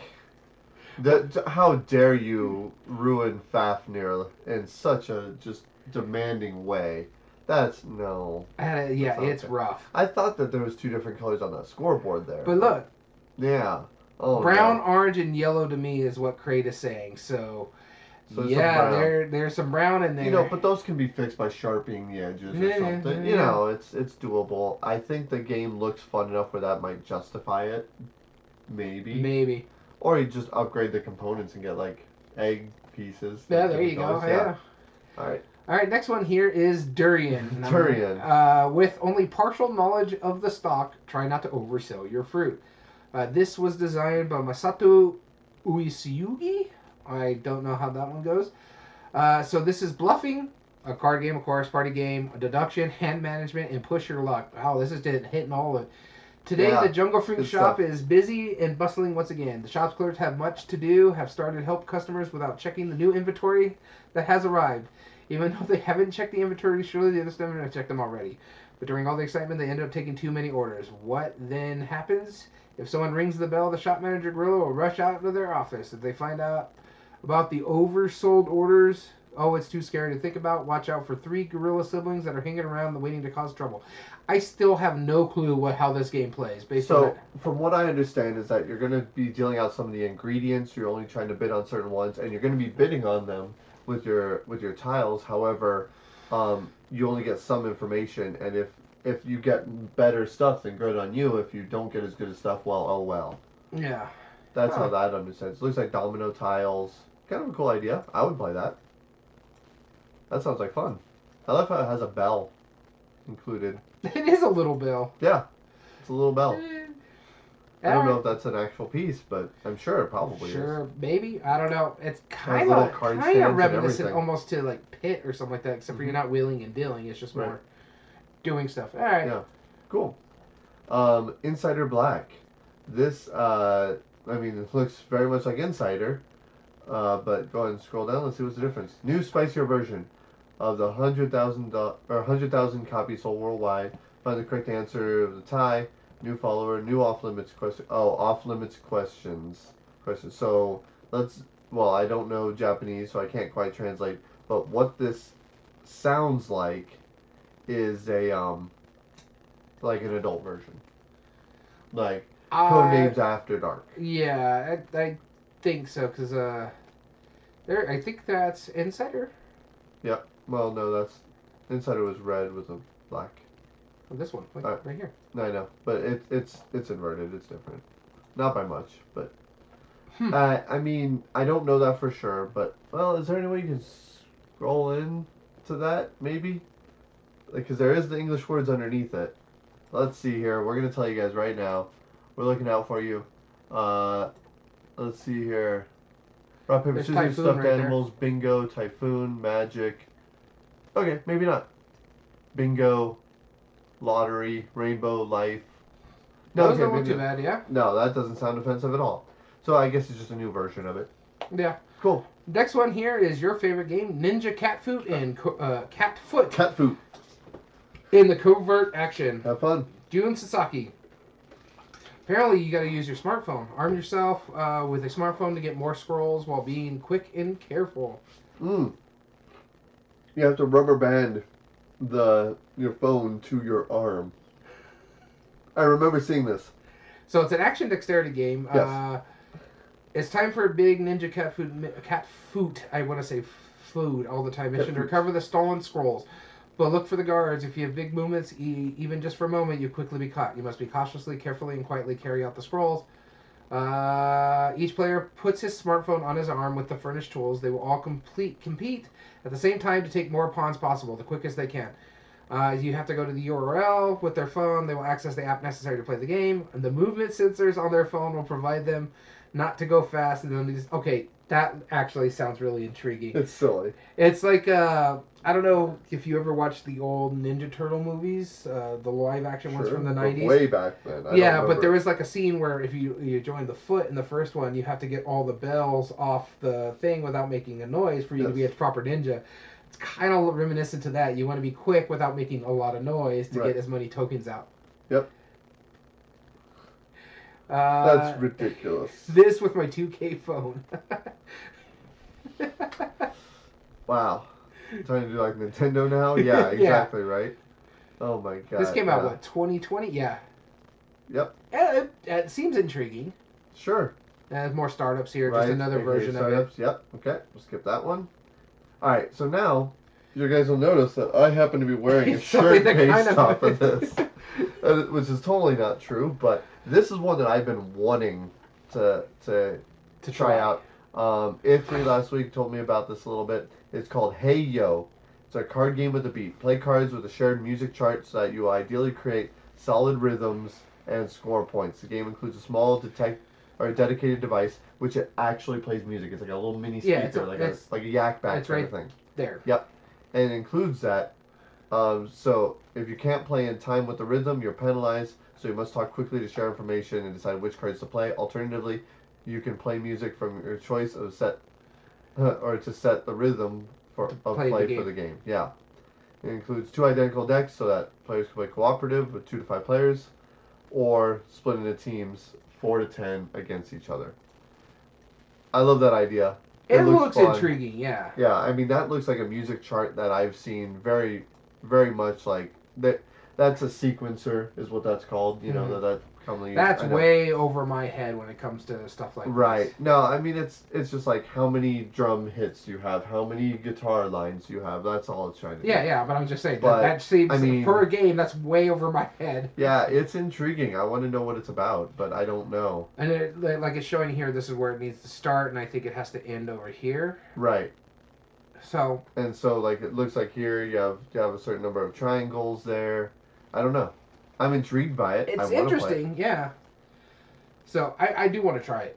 Cool. The next here is Dokojang. Keep your pooch hidden while spotting the dogs of other players. And Dokojang, players try to guess where each other dog is hidden among 5 tiles. You want to avoid revealing your dog's whereabouts, but if you overact to avoid guesses, your dog may be exposed. I like the dice in this game already. So it's betting, bluffing, deduction. From what I'm seeing here, here's like the components here. So you're trying to find out where your dog is and trying to hide it from other people. So like those little symbols there, and it's probably under like these doors. Mm-hmm. But look at those dice. Yeah, I like those. I like the door tokens. I like the tiles. Those are great tiles. There's like Azul tiles. I love the color schemes on those. Those look really good. Yeah. That's really. It looks intriguing, kind of. Like I don't know how it plays from that description, but I know you have to hide your dog trying to find other people's dogs. Yeah. So it looks good. I love these faces because it's just like. Oh yeah, those are great. Some of those dogs look so dumb in such a great way. Yeah. No, 100%. I would play this. Hands down. Moon Adventure. This one I've been wanting to look at. I thought this was... It says work together to survive peril on the moon. I think, yeah, re-implements Deep Sea Adventure, but it looks like it's a co-op version. Doesn't say co-op, but let's see. Yeah, work together as a team on a desperate mission to recover supplies on the moon. Yeah, so you have to survive magnetic storms and limited oxygen supply. It looks really cool. Yep, it's co-op Deep Sea Adventure. So I want to try this one because I wanted to play a Deep Sea Adventure co-op. I figured that would make a decent co-op. It probably would, yeah. Or you could play Bargain Basement Bathysphere and get the same idea. But, alas. Pretty decent components, too. Mm-hmm. Cool. Alright, next one up here is Tiger and Dragon. Attack and defend to play out your hand of numbered tiles. Designed by Hashimoto Atsushi. Take a look at those plastic tiles. Those are great. Those are almost like mahjong tiles. Yeah, so hand management. It's under traditional games. Goita. Okay. Players in Tiger and Dragons play tiles from their hand to participate in waves of attack and defense. Be the first player to empty your hand to score points based on whichever one of the 10 scoring cards are used in this round. So there's going to be different scoring cards, it looks like. Mm-hmm. You'll get 38 tiles, 36 number tiles with 1 and 2 2s, up to 8 8s, along with a Tiger and Dragon. Okay, so it looks like they're... A pyramid deck? Yeah. Yep. Shuffle the tiles face down, then each player takes a tile based on the player count, with the round's starting player taking 1 additional tile. The start player attacks by playing a tile from their hand. The next player can either pass or defend the attack by playing the same tile. Note that the dragon defends against any odd numbers and tigers against any even numbers. After defending, place a tile of your own to attack. If a player passes, the next player either passes or defends. If other players pass on your attack, place a tile from your hand. Okay, this seems familiar. Yeah, can you look at Goita? So that does sound very familiar. I believe, this is kind of almost like a... Yeah, it's essentially kind of like... It's basically this one, but with numbered pieces, not in Japanese. Right. Blend skills and chance, 4 players, form 2 pairs. And I think the difference with this one, too, it's 4 players competing against each other the whole time. You're not playing in pairs. Right. That makes sense. Okay. Cool. It looks interesting. I wouldn't mind trying it. It's very, very abstracted. Oh, very much. But look the at pieces these. are great. Look at these. Yeah. And they're still in a small box, too. Right. Yeah, 38 tiles, that's it. It looks good to me. All right. Cool. Next one up here. All right, the diamond swap. Burglars replace a diamond with a fake. Can security see through the deception? More bluffing games from More them. bluffing. Is this? Yep, Jim Sasaki. Yep, exactly. He has a very style. All right, so diamond swap is a game where burglars have less than 10 seconds in between a blackout to covertly switch out one of the coveted diamonds with a fake, and the security must work together to spot the fake using the clues and the subtle differences in the diamonds. But be careful, there are also burglars hiding among the security. Don't let them fool you in their discussion. The diamond swap combines trying to spot the difference and tricking all of your opponents. All 30 diamond chips are slightly different in size. In this identity concealing type game, you are divided into two groups. The burglars whose mission is to deceive, the security who needs to see through the subtle size changes after the diamond swap. I like this. Sounds fun. No. No, this doesn't sound fun to you? I like this. This sounds like some kind that I would like. But this has hidden roles, and I know you don't like that. It doesn't intrigue me at all. And those look like fabric boards? Yeah, that's what I was thinking. Microfiber, maybe? I mean, that looks pretty cool, those little boards there. Yeah, it's certainly random. Alright, the next one here is Sanrio Characters Speed Wolf. Players race to be the first to match Sanrio characters. This sounds like 9-Tile Panic. Very similar. Fast-paced card game that gets everyone excited. Hello Kitty, My Melody, Cinnamon Roll are all appearing and disappearing in the game. Yeah, I think you're right. But it's like a children's version of it from what it says here. Cool. Simple enough. There's no image for this one. People-friendly game. Place a bad health card on your forehead and guess the condition. This sounds like those games that people like they have headbands. Yeah. Yeah. And it's Campo Medicine brand, so the pharmacy and drugstore, the health conscious increase. So yeah, it's basically headbands. Okay, cool. That's random. Yeah. All right. Town 66. Build houses for selfish citizens and empty your hand of the house plans. That sounds fun, actually. Christopher Kanzler and Anya Verde again. Yeah, that sounds the same design duo. Okay. Puzzle. All right. Handmade pattern building. Okay, and solo solitaire game. Ooh. Anyway, the residents of Town 66 can't stand it when houses of the same color or shape are lined up with each other. Try to build as many houses as you can while keeping in mind that the houses in your hand which houses can be built at the end. Okay, so it looks like Quirkle. Town 66 has hand of tiles, each with 6 tiles, showing one of 6 house styles and one of 6 color patterns. The game has 36 tiles in total, one of each possible combination. Players place a tile in the upper left corner, imaginary 6x6. Then on each subsequent turn, a player adds a tile to a row or a column in this square, so long as that the tile adjacent to at least one other side. It's of the Quirkle. colors. Yeah, it sounds like Quirkle. It's Quirkle. It just hands. The only difference is you could choose not to draw a new tile, but if you don't have a tile to play, you can't win the game. Well, that's what I said. What it looks like at the end of the game. If you don't draw new tiles, you might find yourself unable to play, because you're wanting to be the first person to eliminate your hand. I see. Because that's what it says here. Play your final tile, you win. Okay, so it's Quirkle. It's Quirkle.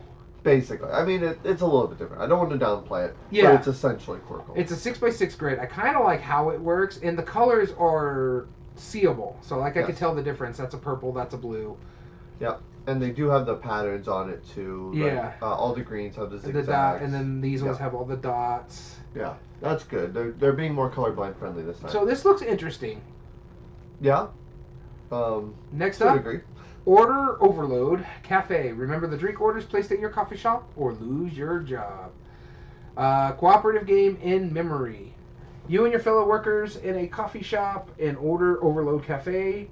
You need to keep a handle on all the orders coming in. Will you be able to make the right drinks? In a round, you deal a certain number of cards face up and read them aloud so that everyone knows all the orders placed. Then you deal these cards out face down to the players. On a turn, you need to name an order that's in someone else's hands. Fail to do so, you're eliminated from play. If you collectively reveal a set number of drinks before everyone else, that seems interesting. I've heard of this one. I've heard pretty positive reviews of it so far. It looks pretty neat. Let's look at the card quality, or the cards real quick. It's all in Japanese, but... Well, that version. Yeah. Well, look, Ice Latte. So it does have the English on it, too. Mm-hmm. So you could actually get this imported if you wanted to. Sure. All right, we're almost done, guys. Make the difference. Yes. Okay, this one I have also heard about. I've seen this one, It has a bunch of different pads of paper on it. You are going to be drawing in little differences. Like, you have multiple pictures that are the same, and you have to add little differences, and you're trying to let other people try and figure out what the mistakes were made, like what the differences were. So it's kind of like one of those, like, where you see two pictures and there's differences between the two, except you're creating it. And the thing is, the component really matters in this one, because I remember the review I saw of this is that the marker that you put on it has to look exactly like the marker that was printed, and apparently it does. That's good. Yeah, and that, like, because if it did not, that would break the game. But the marker that they used apparently is very, very much spot on with the papers that they draw. This just, I mean, I get what they're doing, but this is so busy, it's going to drive me insane. Well, that's 100% on purpose. Oh, I know, it is, but it just, stuff like that bothers my eyes a little bit, you know what I mean? Yeah, for sure. So, it looks interesting, I wouldn't mind trying it, but yeah, make the difference. Cool. It's intriguing. Moving on over to Quickety Pickety. Flip tiles to collect fruits, and 3 monkeys appear. It's kind of like that durian one. Yep. It's harvest season, look for fruit, make some nice sets, and rake in the cash. But it's not that easy. There are other people out there looking for fruit just like you. See, it sounds... It's real time, though. Yeah, this one's real time and dexterity. You're flipping tiles that requires players to be quick with their hands and their brains. Everyone starts flipping tiles at the same time, searching to create a set of fruits or the same color or shape. But be quick, you must collect your fruits before the hidden monkeys among the fruit in the game. Okay, so like the hidden monkeys come out. Yeah, it's the other one, but that one's more bidding, deduction. This one is you're trying to create your set before the monkeys come out. Cool. This is designed by Mashu. Cool. This next one. Okay. There is like 1 rating out of 4. Can carry? Can carry. Kick the can game. Okay. Can carry is an outdoor play that fascinated children in the Showa era. It is an active hide-and-seek game in which the parents who protected the cans and the demons who tried to kick the cans play. If the demon is found by its parents before kicking the can, before kicking the kang, it will be caught. Hide and watch what's going on. Jump at the right time. This player plays as many generations who are enthusiastic and played until the sun went down. Okay. So it's weird. It's like tag. Basically, somebody has to kick the can before somebody notices. Maybe like a combination of green light, red, or red light, green light with. No, I kind of know what the thing is talking about, because there was when I played soccer way back in the day when I was younger, there was a drill where you had to protect the ball from another player to try to kick it through or get to the ball when you're playing defense. So it's kind of like that. You're basically just trying to defend while the other one's trying to kick. Yeah.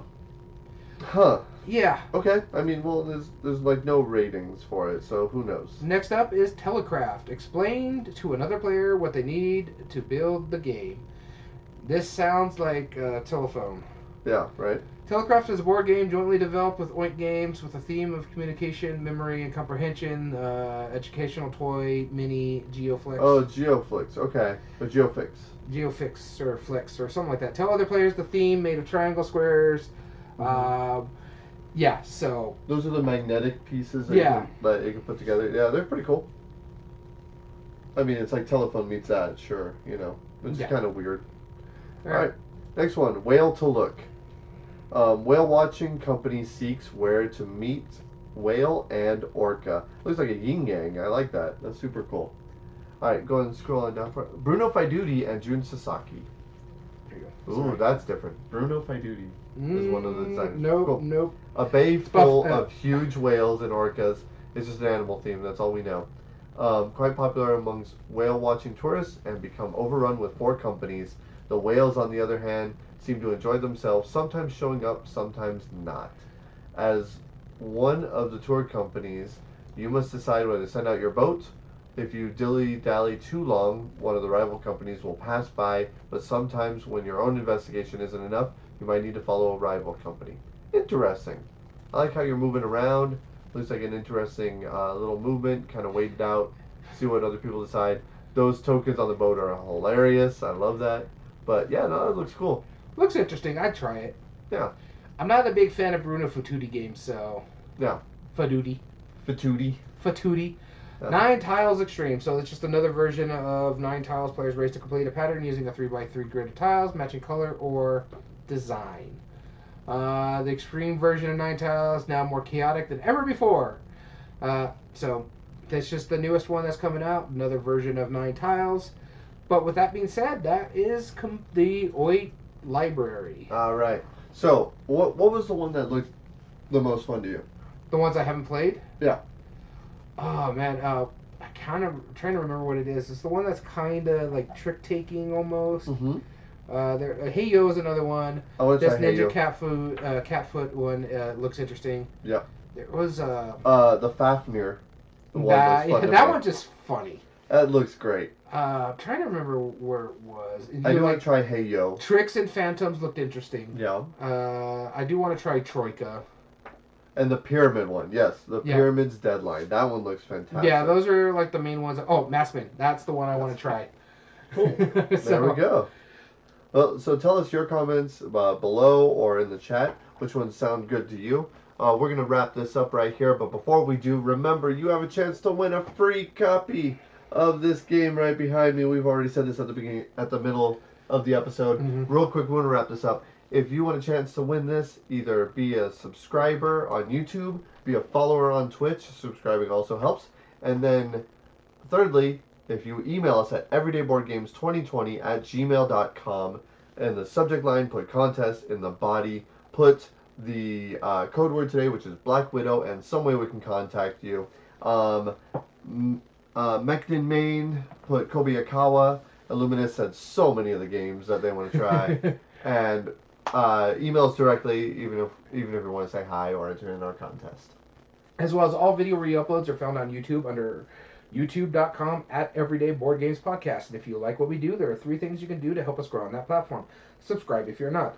Like the video, and comment down below and tell us your thoughts on the subject. As well as all audio versions can be found on most podcast platforms under Everyday Board Games Podcast. This includes Spotify, Google, Amazon Music, Podbean, and now finally Apple.